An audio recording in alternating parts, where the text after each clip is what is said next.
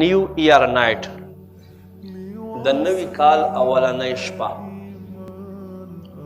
نوی کال اولنۍ شپه چې څنګه نورو ملکونو کې د کفارو مناو کیږي، مسلمان هم په دې پسې لګېدلی دی.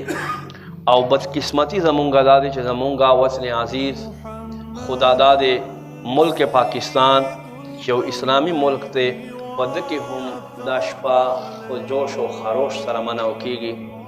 او داسې مناو کیږي چې په دې پاکستان کې په دکانونو کې په فیکټریو کې شراب ختم شي، دې شپې دپاره باقاعده له نورو ځایو نه راغوښتلی کیږي.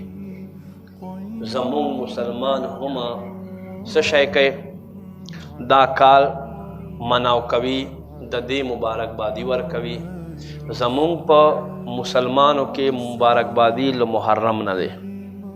محرم مونږه په جنوري فروری کې چاته مبارکبادي نه ورکو، ځکه چې دا د عیسایانو میاشتې دي. دا خبر په ذهن کې کېنوئ. که ته وایې چې دا نه خو بغض او دشمني پیدا کیږي، نو دې خلکو سره خو بغض او دشمني خبر قرآن کړی ده چې دې خلکو سره به دشمني کوئ. قرآن کې الله فرمایي تحبونهم وهم لا يحبون، تاسو دوی سره محبت کوئ خو دوی تاسو سره محبت نه کوي. فرمای قد بدت البغضاء من افواههم وما تخفي صدورهم اکبر. لدی خلونه بغض رخکاره شو، خو کم چې دوی په زړونو کې دی هغه له دې نه لوی دی. نو ما عزتمندو قدرمندو داسې خلکو سره مونږ بیا څنګه جوړ وساتو؟ مونږ خو د قرآن منونکي د اسلام منونکي. به هر حال د دې شپې مناو کولو په مناسبت سره قرآن مجید یو آیت کریمه ما تاسو ته وړاندې کړو.